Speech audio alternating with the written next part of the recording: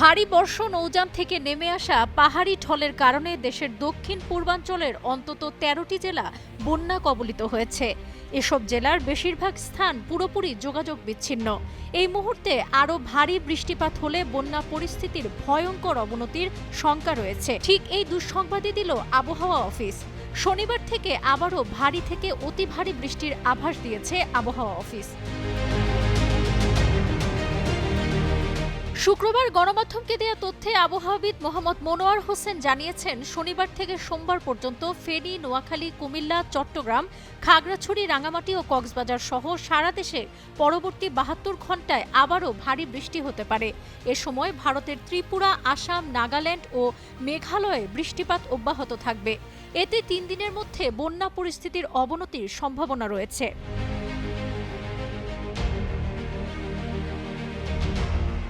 আবহাওয়া অধিদপ্তর জানায়, মৌসুমী বায়ু ভারতের পশ্চিমবঙ্গ ও বাংলাদেশের মধ্যাঞ্চল হয়ে আসাম পর্যন্ত বিস্তৃত রয়েছে। এর প্রভাবে সারা দেশে বৃষ্টির প্রবণতা বৃদ্ধি পাচ্ছে।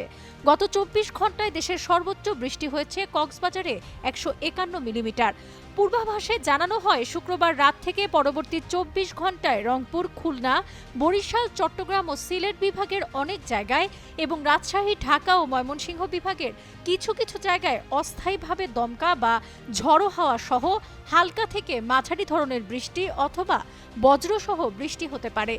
সেই সঙ্গে দেশের কোথাও কোথাও মাঝারি ধরনের ভারী থেকে অতি ভারী বর্ষণ হতে পারে। আবহাওয়ার পূর্বাভাসে আরও বলা হয়, শনিবার সন্ধ্যা ৬টা থেকে পরবর্তী ২৪ ঘণ্টায় খুলনা, বরিশাল ও চট্টগ্রাম বিভাগের অধিকাংশ জায়গায়, রংপুর ও সিলেট বিভাগের অনেক জায়গায় এবং রাজশাহী, ঢাকা ও ময়মনসিংহ বিভাগের কিছু কিছু জায়গায় অস্থায়ীভাবে দমকা অথবা ঝড়ো হাওয়া সহ হালকা থেকে মাঝারি ধরনের বৃষ্টি বা বজ্রসহ বৃষ্টি হতে পারে।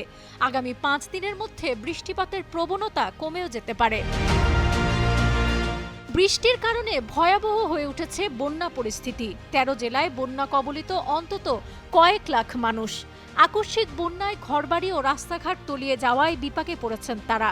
এখন পর্যন্ত বন্যায় প্রাণ হারান অন্তত ১৩ জন। দুর্গত এলাকায় দেখা দিয়েছে বিশুদ্ধ পানি ও খাবার সংকট। সাবরিনা কাজী, কালের কণ্ঠ।